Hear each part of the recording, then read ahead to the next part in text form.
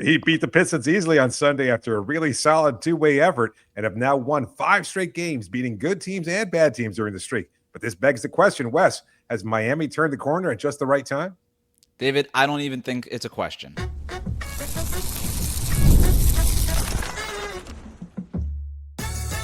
You are Locked On Heat, your daily Miami Heat podcast, part of the Locked On Podcast Network, your team every day.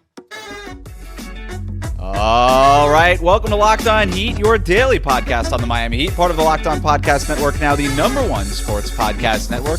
However you're tuning in on YouTube or on your favorite podcast app, thanks so much for making Locked On Heat your first listen every day. Join the Cookie Gang, become an everydayer. That means subscribing, tuning in every day, Monday through Friday, and signing up for the Everydayer Club with the link in the show notes. Today's episode is brought to you by FanDuel. FanDuel is giving you a way to turn that energy into even bigger potential wins with a college basketball parlay profit boost. Head to FanDuel.com to get started. That's FanDuel.com. FanDuel, play your game. I'm Wes Goldberg, host of Locked On NBA Daily and Real GM Radio. I'm here with David Ramil. Both of us are credentialed Heat media members who cover this team every day. Got a fun show for you today. Credit cookies currently baking in the oven. Listener questions to get to in the third segment. We are recording this after the Heat's 121-110 win over the Detroit Pistons. 2 nights after the Heat beat the NBA's hottest team, they come back and beat the team with the league's best record.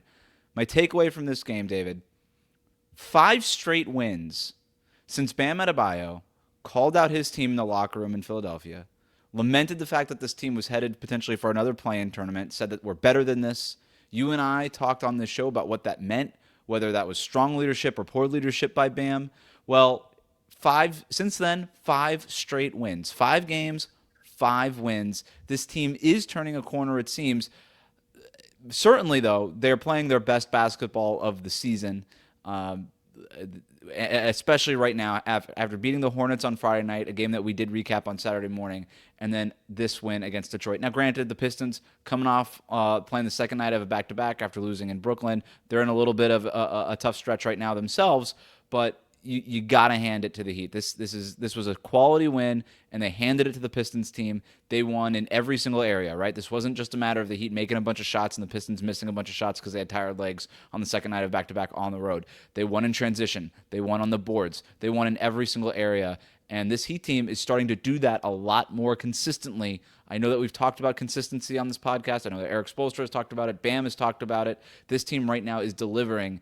And you can't help but wonder, like, Bam called the team out, and they are playing with the kind of energy and a kind of fight that I don't really think we've seen from them all season long until this point.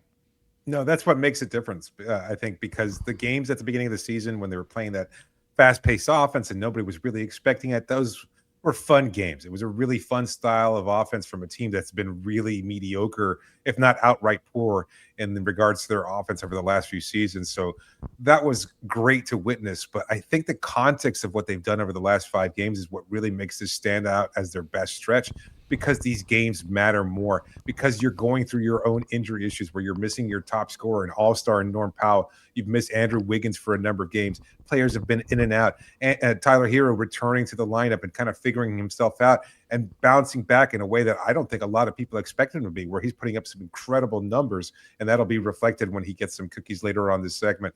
But you know what? It's just been a really great effort from him, from everyone on this team. And they've really, again, seem to understand what's at stake here. And that's what I've been looking for, the sense of urgency and understanding of what these games mean, why you can't just give up these losses to bad teams. You drop one to Milwaukee that you should have won. You bounce back against Philadelphia, and it's a close game, but you probably could have won that one too. And then Bam makes his statement. So I'm not sure if there's a direct correlation to that. I don't even care. The reality is, though, you're responding at just the right time and you figured things out. And I think that's what really makes these games matter so much more to me, is that the fact that they're just at the right time when you're trying to make a push in the playoffs and trying to continue climbing up the Eastern Conference standings, which they've done. They were in 9th not too far ago, and now they're up to 6th. So they've really done a fantastic job with this 5-game win streak. They could end up in 6th by the time everybody wakes up Monday morning. We had a couple more games left in regards to the standings tonight. But to your point, David, like, they are playing with a level of effort that is a little bit there. I don't want to go so far as to say that there's a playoff atmosphere or a playoff approach, because nothing really you're not in the play. You can't simulate that, right? You're not in the playoffs until you're in the playoffs. But this team has been open about the fact that they want to avoid the play-in. And for everybody that wants the Heat to pick a direction, this is the direction, right? Avoid the play-in. It might not be the direction you want. You might feel like it's not a very strong direction. But the direction is go out, win a bunch of basketball games, stack wins, and avoid the play-in tournament. This team wants to be a legitimate top 6 seed, maybe even a top 5 seed in the Eastern Conference, and that is the direction that they've picked. We'll see if they can accomplish that goal, but that's the direction that this team is taking right now. And you talking to players in the locker room, talking to the coaching staff, they're all on the same page and very open about the fact that, hey, we are kind of watching the standings. Like, that is our goal. That's the rallying cry. You've heard teams and seen teams in the past being like, we're not looking at the standings. We're focused on what's in front of us. That's not really the messaging that's happening with this Heat team, and I find that interesting because this is a Heat team that does tend to kind of put its head in the sand and try to tune out all the things on the outside, not even outside noise, just like anything on the outside, and just sort of be like, we got to win this loose ball, and that's all that matters. And it's like, no, like, the standings matter, and sometimes that bulletin board material does matter and gives you that little extra oomph, whatever it is, that motivation, that direction again. And I do think that everybody right now is in lockstep and saying, we've got to put in the work now because we are better than a play-in team. I think not just because we want to get the week off, because we want an easier path in the playoffs, but I think there's a lot of sense of pride in that too, David. Yeah, absolutely. It's just a great effort, and I don't know. We can't really break down too much of it because it just feels like we see it. The effort is tangible, and at the very least, that much we know. The cause of it seems up in the air, but again, I don't know how much it really matters. It's good to see everybody kind of polarized, working together, and understanding what's at stake here. Because again, I don't know that has been something that we've seen a lot over the course of the season, where they started off hot, then they tapered off quite a bit. They went through some losing streaks. They missed, Tyler Herro for a big chunks of the season. It was difficult for them to try and get any footing, but they finally figured it out. And again, the fact that they're doing this without Norm and Andrew Wiggins is really big to me. And a couple of other key players that they've been missing for the rotation as well. But it's just a really phenomenal effort. But I do want to ask you a question. Go ahead. Yeah, yep. No, because I'm curious because I think a lot of people will look at this game, maybe even outside of Miami Heat fandom, and they'll wonder, is this just because they caught the Pistons off guard because they came in late? I know the broadcast kept mentioning that they arrived at like 4:00 in the morning after their loss in Brooklyn the night before. And I know that they were fatigued, and they did look it for a big part of the game. But at the same time, Cade Cunningham didn't play in that loss against Brooklyn, and he was available tonight, and he had a phenomenal game. Him and Jalen Duren, their two all-stars, were really the top players all game long. But at the same time, I think Miami they did what they're supposed to. And you can't really look at whether or not a team is fatigued or not. The reality is you just got to fight what's in front of you, whether that team is in 100% shape or not. And I think that's a credit to Miami, is that they're looking at a very good Detroit team, and they're saying, you know what, they might be not at their best right now, and we got to take advantage. We got to find ways to exploit whatever advantages we can create. I think it's a fair, if you're going to criticize the win, which seems strange, but if you're going to do that, if you're going to nitpick, maybe is a better phrase. Yeah. I think it's fair to nitpick the fact that the Pistons are coming on the second night of a back-to-back. But you're right. Cade didn't play, and he was awesome in this game. Now, they didn't get anything from any other role player. It really felt like it was Cade and Jalen and just like bodies out there. It didn't feel like anybody else with the Pistons showed up in this game. Even Isaiah Stewart, who had 14 points in the game, was a minus 15. I think he was atrocious defensively, and he's had a tremendous defensive season. But so if you want to nitpick, fine. I'm okay with that. I honestly am. Take the larger sample, though. These last 5 games, a couple against Brooklyn, but you just beat Charlotte and you just beat Detroit over a weekend. The Heat are playing really good ball. On a show last week, I mentioned the fact that their point differential is really high. They're moving up in offensive rating. They've been a tremendously elite defensive team all season long. Top 5 in defensive rating pretty much all season. They're stringing together real quality basketball. And they're doing it by winning on the margins, and they're doing it by all this. I want to put a number to some of the stuff that we're talking about, just about playing harder and playing well. I mean, they won all of the things.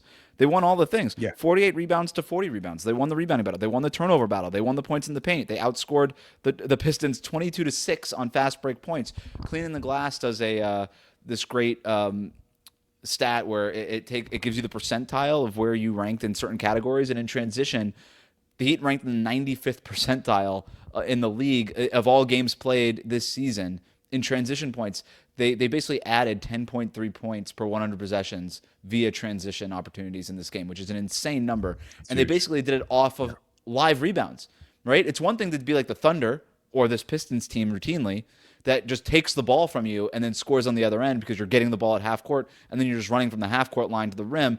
No, this team is hustling for defensive boards against a physical Pistons team that has a lot. I walked by Jalen Duren in the locker room, David. I've never seen a bigger person in my life. Like, that guy's immense. He is huge. That guy is a brick. That guy makes a brick wall blush. He is that big. But so the Heat and Bam in particular had his hands full with that guy. They won the rebounding battle, and off those rebounds, they would score over and over and over again. I thought the effort was tremendous, and that's the number that you put to the effort. So it's like I said, it's one thing to just sit here and say, oh, they gave great effort. Like I said, it's always really easy to say after a win that the effort was good, right? Like it's almost like nobody's ever showed good effort in a loss, it feels like. But, you could try really hard and still lose basketball games. But the Heat are trying really hard. They're making shots, and they're winning basketball games at a really high level right now, playing some of their best basketball of the season. Coming up next, credit cookies. They're almost ready.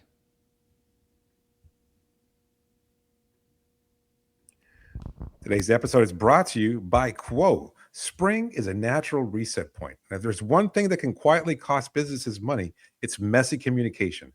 Missed calls, scattered texts, no clear thread of who said what. And that's why today's episode is brought to you by Quo, spelled Quo, the smarter way to run your business communications. Quo is the #1 rated business phone system on G2 with over 3,000 reviews, trusted by more than 90,000 businesses. It lets your entire team share one business number so you never miss a call, text, or opportunity. Everything lives on one clean thread: calls, texts, voicemails, and the whole team sees the conversation, so nothing falls through the crack. And the AI summaries save serious time by logging calls and highlighting the next steps automatically. It just makes your businesses feel more organized and responsive. So make this the season no opportunity and no customer slips away. Try Quo free and get 20% off your first 6 months at quo.com/LockedOnNBA. That's QUO.com/LockedOnNBA. Quo, no missed calls, no missed customers. Today's episode is also brought to you by PrizePicks. Shoot your shot on PrizePicks and get $50 instantly in lineups when you play your first $5. That's right. PrizePicks is now giving you $50 in lineups when you sign up and play your first $5 lineup. And it makes every dunk, every assist, and every big play that much more exciting. PrizePicks is the #1 daily fantasy sports picks app, and it's super simple to play. It's easy. You just pick more or less on 2 to 6 player stat projections. And if your picks are right, you cash in. You can build lineups across tons of sports: basketball, baseball, hockey, college, hoops, soccer, golf, and much more. And the one feature I really like is the early payouts. If your player gets off to a hot start, you may have the option to cash out winnings before the game even finishes. It's a really fun way to test your sports knowledge and to stay locked into the action. Download the PrizePicks app today and use the code LOCKEDONNBA to get $50 in lineups after you play your first $5 lineup. That's code LOCKEDONNBA to get $50 in lineups after you play your first $5 lineup. PrizePicks, it's good to be right. We'll be right back. Love Locked On Heat and want even more? Join the Locked On Heat Everydayer Club and take your fandom to the next level. Get an ad-free podcast feed, exclusive bonus episodes, and extended interviews that you won't hear anywhere else. Connect with us through the members-only Discord, and members of the All Access tier can even text us questions directly using a subtext platform. Plus, unlock running game notes, alerts on news and rumors, and insider content built for the most diehard Heat fans. Sign up now at lockedonheat.supercast.com to become a true everydayer. You call that code red.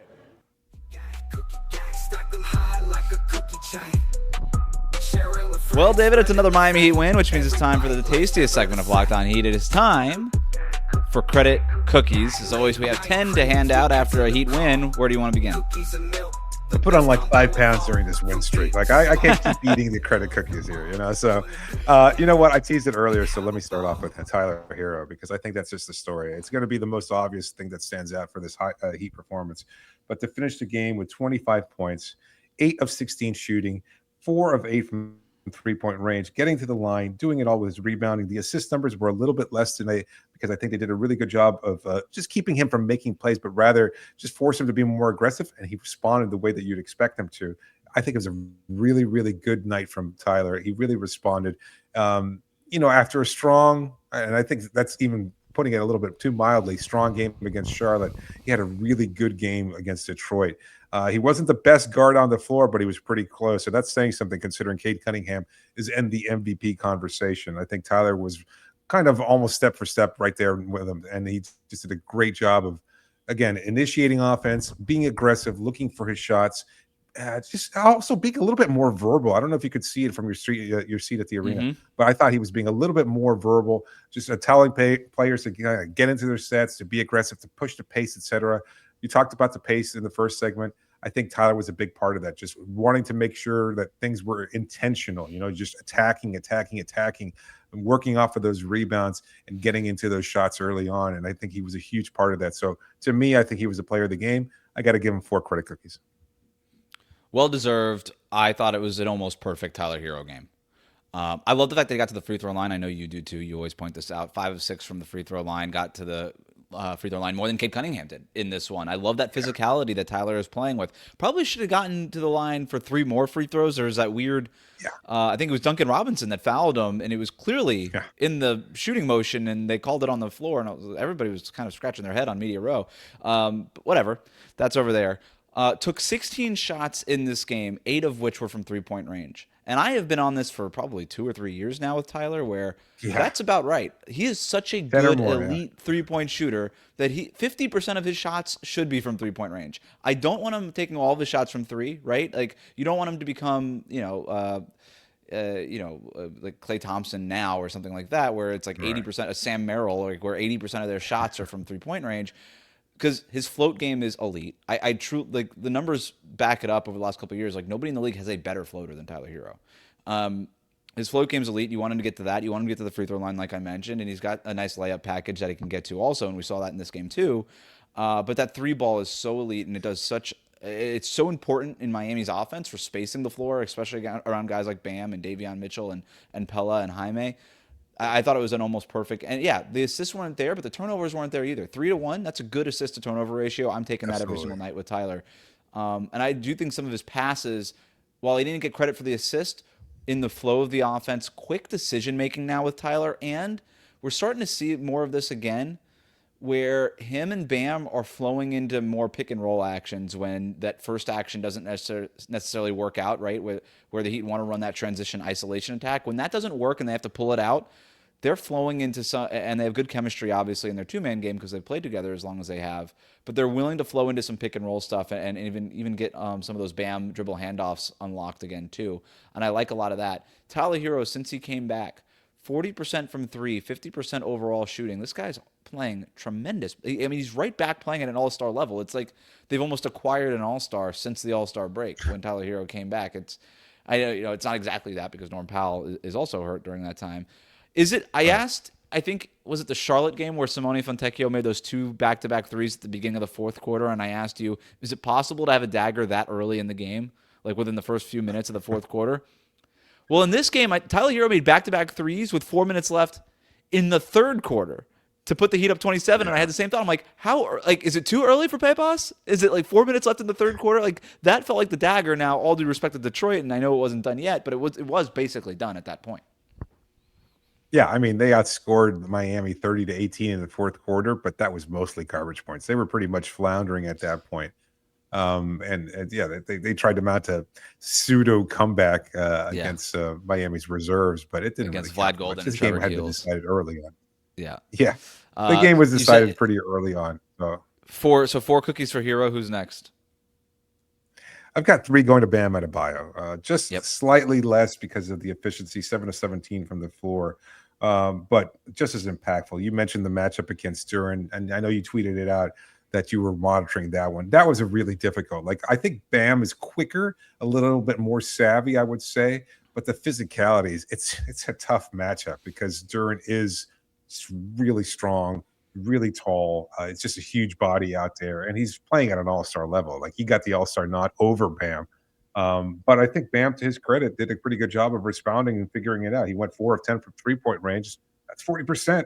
I mean, I know that the 3-point shooting, it might be a little bit too much, but I think if the paint's being walled off, you want to stretch the floor as much as possible. I think Miami still had a pretty good shot diet overall. They shot 93 field goal attempts, only 33 of those from 3-point range. So it wasn't like they were just bombing away with no reason. They were attacking the paint. As you said, they led the points in the paint. They were getting transition buckets. So I think it was That's just pretty mostly crazy that they took 33 3-point attempts and Bam accounted for 10 of them. So the rest Yeah. of Bam took 10, the rest of the team took 23 threes. That's pretty crazy. It is amazing. But yeah, 3 credit cookies for him. 9 rebounds, 6 assists too. So they were working him as the hub of the offense, and I think it worked really well tonight. So, like you mentioned my tweet, and I was monitoring it from the jump. And the first play of the game, Bam tries to take Jalen Duren on a drive. Jalen Duren just bumps him out of bounds, basically, and Bam turns it over. Wasn't illegal contact. It was totally fair defense. And then on the next play, Jalen Duren just drove right by Bam for a dunk. And I was like, oh boy, here we go. There was another rebound that Bam fought for and had to fight for his life. He ended up tipping it to a teammate, and Miami came away with a defensive rebound, which is a classic Bam thing. He doesn't always grab the rebound, but Miami's defensive rating percentage is always really high when Bam is on the court. They've historically been an elite defensive rebounding team when Bam's on the floor, even if his own defensive rebounding numbers aren't up there with some of the top guys, like a Jalen Duren, for instance. But I was like, oh, like is he's gonna have to do this all night? Like, it's one thing to do it in the first couple minutes of the game. He's going to have to do this all night against this guy. Well, he did. He did it all night against that guy. And you got to give credit to Bam. That's why he's the guy. Like, that's why he's like sort of the torchbearer of the culture and the hardworking and the knee pads and all that kind of stuff. What I really like, though, is that he didn't try to out Jalen Duren in this game. Because later on in the first quarter, Jalen Duren's going to do the Jalen Duren things. He's going to be a lob threat with Cade and all those things, set really hard screens, roll to the rim, all that. Bam took not only with the 10 threes, but I thought he got into his finesse game and his touch game a little bit more. Had a great play in the middle of the first quarter, soft touch runner over Jalen Duren. And I thought that was a really interesting way to combat his size because he kind of he takes the shot like 6 feet away from the basket-ish, where Duren really wants to drop towards the rim and be a rim protector in that traditional way. I thought Bam kind of threw out some curveballs in this one, and I thought it got the best of Jalen Duren, who's had a really good defensive season. I mean, I thought Duren was good overall in this game, but I thought Bam got the better of him. I think very deserving. It was a kind of a veteran savvy game from Bam. In this one. Yeah, I think recognizing the matchup and understanding how to counter it. We've heard Spo say this, that that's the counter to the counters at this point as Bam continues to get develop his game and things of that sort. And I think you really saw him understanding. It's like, you know what, I'm not going to be able to out muscle this guy, but I can't out finesse him, and I think that's exactly what he did tonight. I've got 2 credit cookies going to Jaime Jaquez Jr. 19 points for him, a really solid game. His efficiency wasn't great, 6 of 18, so 33% overall. Hit another 3, which is great. Also got to the line 6 times with the playmaking, 7 assists. That really gives him the nod there. Again, one from his butt. Develop past the year, right? That was a heck of an assist. And also 5 rebounds. So again, a big part of that initiating those fast break opportunities. Jaime, as always, really getting into those actions very early on, but also making the right read, understanding what the defense is giving him, and understanding how to get other guys going as well. Great backdoor cut as well. Just another one, as always. He's just so understanding. He's so smart and understanding the spacing out on the floor. He's really a heady player, but did have that unfortunate dunk attempt that was blocked by the rim. You wonder was whether it the rim? You had a better. It looked like Isaiah Stewart got it. Was it it ended up being the rim? You saw it on the broadcast. Yeah. He got blocked by the rim. I thought Isaiah Stewart got a hand on it. No. I thought it was a great Jaime game. The playmaking is there. I asked Erik Spoelstra about the playmaking after the game, and he made a great point about how Jaime is doing. Like the first option for Jaime is obviously get to the basket, right? Eat up space, get as close to the rim as possible, make that turnaround jumper, or the floater, or the runner, or whatever, the layups, whatever you got to do. But when that gets walled off, right, because we've seen opponents put centers on them, big men on them, we've seen them put multiple guys on them. Obviously, we've seen defenses experiment with zone against Miami's offense. So when he does get stopped, what's the next option? And Spo said that Jaime has done a lot of work into just making that simple pass, making that easy read to the guy who's behind him. And it reminds me a little bit of, you remember like the Dion Waiters, Goran Dragic offense, when it would be one of those two guys driving, and it was just drive and kick, and you just kind of went into the whirlpool of drive and kick over and over and over until you got a decent shot. Well, that's sort of what Jaime's job is hey, drive, and if that's walled off, kick and let somebody else drive, and then you kind of come back out, and then maybe you try again. And we've seen Jaime a lot of times get the ball back in a possession and try again on the second try and get to the basket. But what's happening a lot more now is I think he's making those easy reads a lot faster in his drive. Like as soon as that paint is walled off, he's being really quick to get the ball to somebody behind him, and then that player either drives or shoots it or whatever. And I think that's why you're seeing his assist numbers tick up a little bit more recently. That's a great point. Definitely something to monitor there. I know we're kind of going against the gun here time-wise, but you know what? I got to give out one last credit cookie to Kel'el Ware. I think he had a really solid game. 12 points in 26 minutes, 6 of 9 from the floor. Missed all of his three-point attempts. Didn't let that get to him. I think he was really solid in his minutes, 6 rebounds, no assists, 2 steals, 2 blocks. So the block numbers continue to be something. I think he wasn't as much of the impact out there. I think Duren was able to bully him a little bit. That would be a tough matchup, I think, for a guy like Ware, who's not necessarily as physical. But I think Ware did a pretty good job of figuring it out, responding over the course of the game and making the right adjustments so that his defense could still be impactful. And that's why I got to give him the credit cookie. Nobody else really had a standout game to me. I did like Myron Gardner and his effort while he was out on the floor. He does continue to be a hustle guy. A little bit. That's always fun to watch. So Gardner definitely has a little extra spiciness to him. But you know what? Pella as usual, but he had a bad night shooting. But everybody's just playing very well. I just like the cohesiveness here from everybody playing together as a group and stepping up to find their spots here. It's been a real joy to watch this team grow over the last few games and continue to get better as the season has gone on. One thing on Kel'el, Isaiah Stewart spent the entire time looking up at Kel'el. I mean, they just threw lobs over Isaiah Stewart over and over and over again. And I think Stewart just didn't have an answer for the Kel'el lob, and he had back-to-back lobs in the third or the fourth quarter, maybe the end of the third quarter, that just kind of helped put the game away. So great. I thought him making himself available for those lobs and running the floor, that was huge. And that continues to be a bigger and bigger part of the offense as Kel'el gets more and more minutes as the coaching staff trusts him more and more. We got some listener questions to get to, including whether or not the Heat are poised to make a run. One question even about the Eastern Conference Finals coming up next. Ooh. Today's episode is brought to you by FanDuel. College basketball is nonstop. Big games, tight spreads, momentum swings every single night, from early tip-offs to late-night West Coast shootouts. There's always action on the board.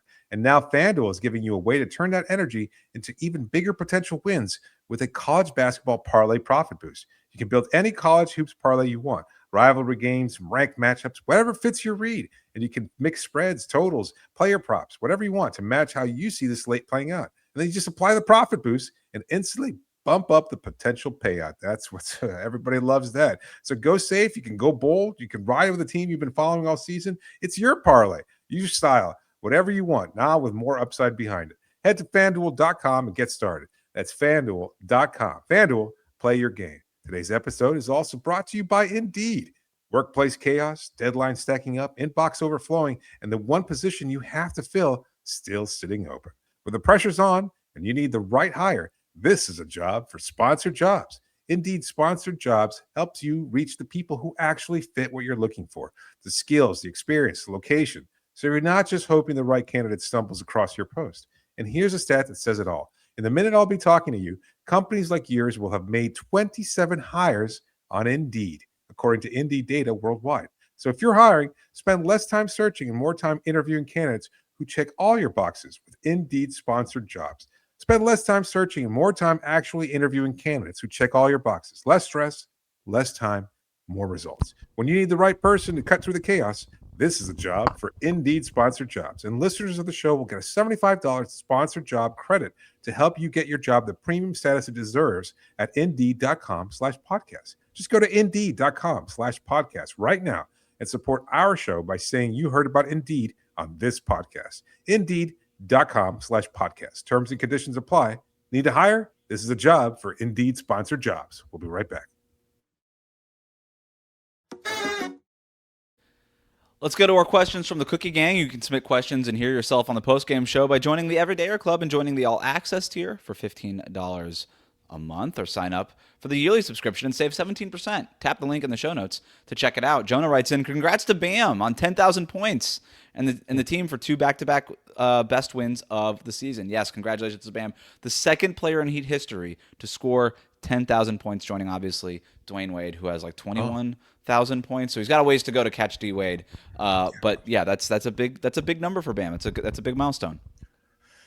Yeah, I mean, this is more off-season content than anything else, really. But I think it's a stat that kind of jumps out to maybe fans that don't appreciate what Bam has brought to this team, and I think it also speaks to his longevity with this group, that he is a cornerstone, a fixture, that he is one of the best players in franchise history. Whether you like his game or you don't think he's overrated or whatever the case might be, because I know we've seen the criticism. We get criticized for our support of what Bam does bring to the table. I think it's fair to be critical of some things, but you also have to recognize what he's done to this team and for this team over the last few years. And he has grown and emerged as one of the top players in the team's history.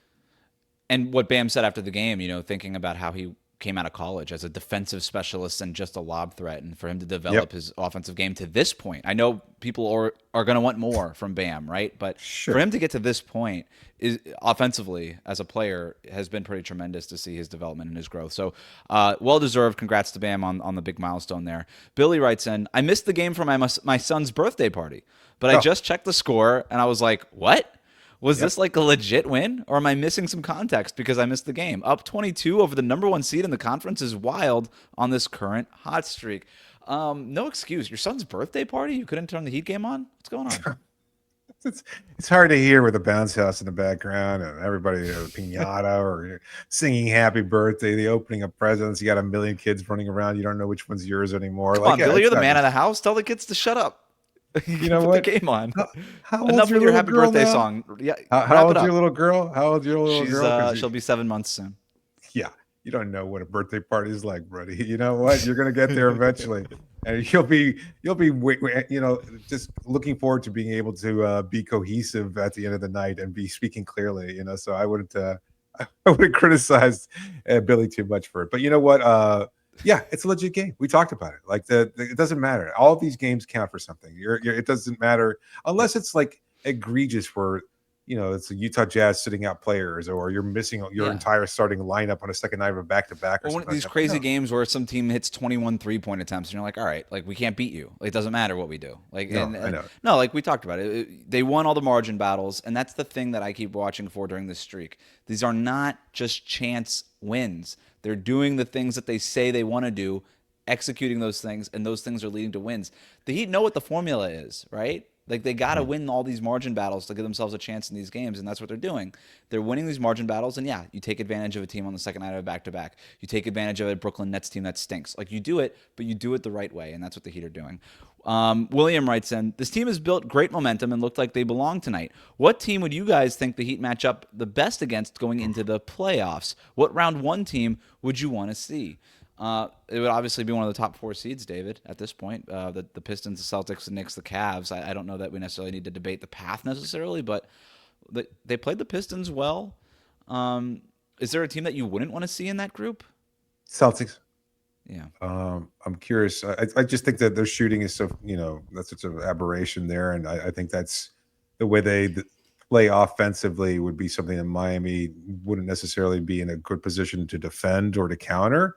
In my opinion, Cleveland, I think, where their length could be problematic, but I'm curious. I think in a way, part of me is almost like, you know what, you got spanked so completely last year by them in the playoffs that you almost want to go and see whether or not this is a more accurate measure, or like where you stand against a team like Cleveland. And you wonder whether or not you can capitalize on the James Harden aspect of it. Is he going to choke again in the playoffs? If you could just get it. Yeah. If you can get the 7 games, you're feeling pretty good. Yeah. But honestly, if there's a team, I think the Knicks. I don't know if that's right or wrong, but I feel like the best matchup for Miami would be going up against New York. And I'm not sure if that's irrational on my part. Maybe I'm just looking to recreate an old rivalry there. I know they're going to get their foul calls. I know Brunson is going to be deadly, and he's going to go off for 40 at least against Miami. And you wonder about everybody else finding a way to step up, and they've got some depth now, obviously. But I don't know. That's the matchup I'd like to see. The Knicks is interesting, right? Because at first you'd be like, do you really want to deal with Brunson and Towns and the wings that they've got? Like the talent on the Knicks is undeniable, right? I mean, you could argue they have one of the most talented starting fives in basketball. But yeah, I like the matchup of Bam versus Cat. I like that. I like Bam now, his ability to stretch the floor a little bit. I like the Kel'el Ware element in this, right? Because now you can, okay, well, they got Cat and Mitchell Robinson. We got Bam and Ware. And I feel pretty good about Miami's end of that. Jalen Brunson is a problem and always will be. He's an awesome player. But, you got Davion Mitchell to fight over those screens. You got Drew Smith to fight over those screens. I like Miami's zone defense against what New York can do. Force OG Anunoby and Mikal Bridges to beat you. I think you could do that. I don't mind that matchup at all. And maybe a little trip to New York for the playoffs in the spring/summer. I'm down. Kind of like that too. Denzel writes in, could the Heat make it to the Eastern Conference Finals? Starting to think that the Heat could upset a lot of teams. Wiggins and Powell off the bench now. Let's put a pin in the rotation question with Wiggins and Powell. We can get to that later. Heat to the Eastern Conference Finals. Okay, I won't answer that. You don't even want to answer it. I can't. I don't blame you. But 2 weeks ago, it's like, are they in a play-in tournament or should they just tank the rest of the season? Now, 5 wins later, it's like, oh, can they make the finals, the Eastern Conference Finals? It's like, I can't. Like, they have too much work to go through to actually do for the rest of the season and once the playoffs start. Because we've seen teams get hot towards the end of the season and then just fall apart in the playoffs. I think what Miami's doing is sustainable, and I think that's the bigger point that I don't want any of our listeners to miss. But at the same time, everything's different. Everything that they've done could go out the door, and you're always an injury away from falling off a cliff. And so I don't want to look that far ahead and say, oh, can they make the Eastern Conference Finals? Is it possible? Maybe from a larger perspective, can this team beat anybody in the league? Maybe not necessarily in a 7-game series, but could they beat any team in the league? David, they beat the Pistons and they've beaten the Thunder this season. They've beaten the top 2 teams in each conference. I know. They can beat. There's no question that they can beat anybody. I'm with you. I don't want to be irresponsible here and do this thing like now we can make the Eastern Conference Finals because like 2 weeks ago we were talking about like do they need to blow it up? Tanking is maybe the right thing, like all this stuff. So I don't want to do this. But the one thing I do know about the NBA is you're never as good as your best and you're never as bad as your worst. And right now Miami is at their best, but this will not last. They'll stumble. Something's going to happen, right? They're not going to just win out for the rest of the season. In other words, something's going to happen here. My question is, now that they're getting healthy, Tyler Herro's back, their best offensive player, I think by a pretty wide margin, and no disrespect to Norm Powell, but I think that's clear.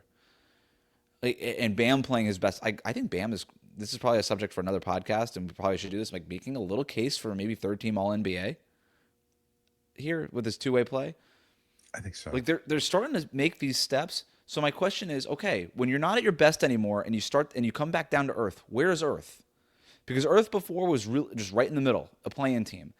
Is Earth a little bit higher? Is their floor a little bit higher than it used to be now that they're starting to trend in the right direction and learn this team, figure things out, get healthier, and then obviously get even a little bit more healthier when Wiggins and Powell eventually come back? That to me is the question, and I want to see what that floor is and what that is versus some of these other teams in the East. That's the part of the season that I'm really interested in seeing.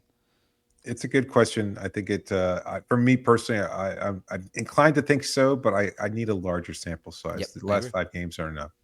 Let's enjoy it while it lasts. Thanks for tuning in to Locked On Heat. Make sure you subscribe and follow Locked On Heat so you get all of the latest episodes. If you never miss an episode, the Everydayer Club is built for you. Join the Cookie Gang, get Locked On Heat ad-free, plus members-only Discord access, and a whole lot more. Head to lockedonheat.supercast.com to join the club.